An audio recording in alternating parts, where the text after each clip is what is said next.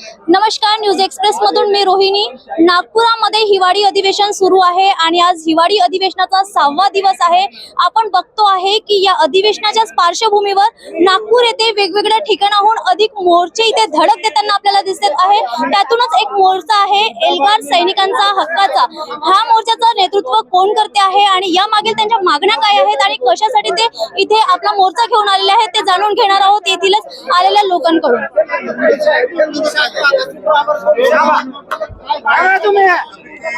काय सांगाल सर, आज हिवाळी अधिवेशनाचा 6वा दिवस आहे। आपण कधीपासून इथे आलेला आहात आणि आज तुमच्या काय मागण्या आहेत आणि किती लोक आज तुम्ही इथे आहात? 8 डिसेंबर पासून आम्ही इथं धन्य आंदोलन यशवंत स्टेडियमवर बसलेलो आहे, परंतु महाराष्ट्र जे सरकार आहे त्यांच्या कानात पण जू नाही जाऊ लागली। कारण आम्ही इतके एवढाले मेडल देशावर रक्षण करून आलेले सैनिक इतकं बसले, अजून सकाळपासून पण आमचं वेटिंगवरच चालली आहे। मग का? आमचे खूप महत्वाचे मुद्दे, कारण आमच्याकडे विधिमंडळामध्ये कोणीच आमदार नाहीये या मंत्री पण नाहीये। कारण जो सैनिकातून बनतो, सैनिकातून बनलेला आमदार या मंत्री असता तर आम्हाला ही नौबत असती का? त्यामुळं आम्हाला गव्हर्नर कोट्यातून आम्ही आमच्या तर पॉवर न बनू शकत नाही, कारण सैनिक विविध क्षेत्रातील असतो आणि प्रत्येक तालुक्यात जिल्ह्यात 2-3 हजार सैनिक असतात। मग कसं पॉसिबल आहे? हवीच पॉसिबल। त्यामुळं आम्हाला गव्हर्नर कोट्यातून 2 आमदार द्या आणि आमच्या जे शहीद सैनिक आहे, आपण बघितलंय की बॉर्डरवर शहीद सैनिक होतो आणि तो घरी आल्यावर तुम्ही बघताय मंत्री येईल श्रद्धांजली द्यायला, कलेक्टर येतो, बरेच लोक येतात, परंतु त्या शहीद पत्नी सैनिक गेल्यावर त्या पत्नीची व्यथा कोण जाणतं? त्या पत्नीला कुठं नोकरी भेटते? आणि तुम्ही बघितलंय रोडवर ऍक्सिडेंट झाला तर मुख्यमंत्री घोषित करून देतो की याच्या घरी 10 लाख रुपये द्या आणि नोकरी द्या।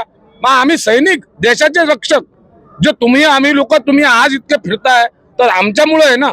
मग आम्ही एवढं देशासाठी बलिदान दिलं, इतकी सर्वोच्च सेवा केली, आमचं काय?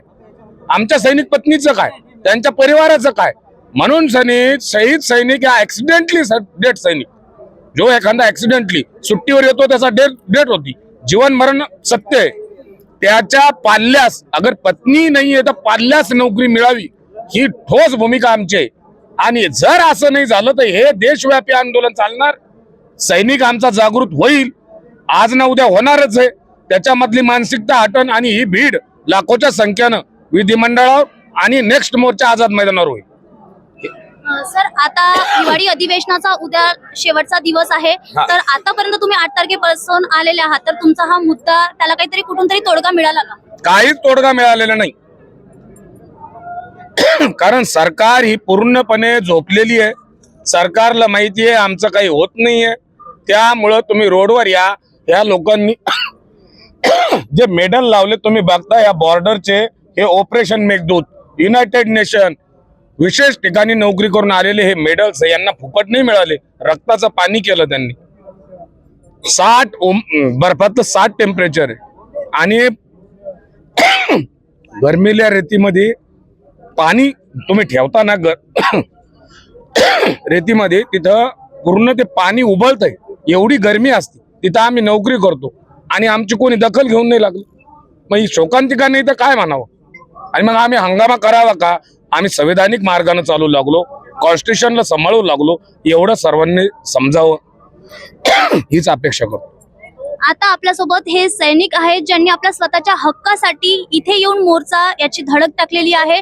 आपण बघतो की त्यांची एकच मागणी आहे की ज्या देशासाठी आम्ही सर्वांचं संरक्षण करतो, मग आमचं संरक्षण कुठे आहे? यासाठी ते फक्त स्वतःच्या हक्कासाठी इथे बसलेले आहेत, पण अद्यापही सरकार कुठे जागं झालेलं नाहीये। या अधिवेशनात हे आपल्याला वंदे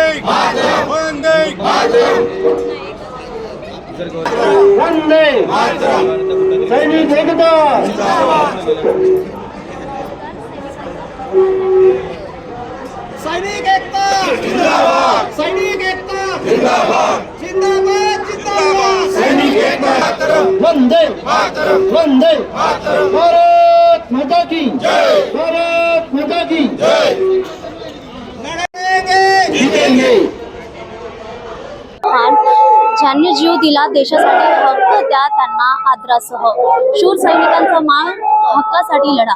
आणि आपण थेट त्यांच्याशी संवाद साधून ऐकून घेतलात की त्यांची मागण्या काय आहेत आणि ते किती दिवसांपासून इथे आलेले आहेत. त्यांचं म्हणणं एकच आहे की शिवसैनिकांना मान हक्कासाठी महाराष्ट्र शासन मुर्दाबाद, महाराष्ट्र शासन मुर्दाबाद, महाराष्ट्र शासन मुर्दाबाद, महाराष्ट्र शासन मुर्दाबाद, महाराष्ट्र शासन मुर्दाबाद, सैनिक एकता जिंदाबाद, सैनिक एकता जिंदाबाद, सैनिक एकता जिंदाबाद, महाराष्ट्र शासन मुर्दाबाद, महाराष्ट्र शासन मुर्दाबाद. तर आता नागपूरमध्ये हिवाळी अधिवेशन सुरू असताना 8 डिसेंबर पासून तर 13 डिसेंबर पर्यंत एल्गार हक्काचा सैनिकांचा मोर्चा हा सुरू आहे आणि सातत्याने ते सरकारच्या समोर तच काढून बसलेले आहेत की त्यांना अनुकंप मिळायला हवं आणि जे शहीद झालेले आहेत त्यांच्यासाठी तुम्ही जे बोलले होते त्या त्यांच्या मागण्या पूर्ण झाल्या पाहिजे. यासाठी सर्व सैनिक आणि त्यांचा परिवार आज इथे मोर्चासह धडक टाकताना आपल्याला दिसते आहे आणि आज आपण जाणून घेतले की त्यांच्या मागण्या काय आहेत व त्यांची यानंतरची भूमिका काय असेल आहे. अशाच बातम्या हिवाळी अधिवेशनाच्या तुमच्यापर्यंत आणत राहू. तेव्हापर्यंत बघत रहा news express. Video journalist Mohan सह मी रोहिणी, नागपूर.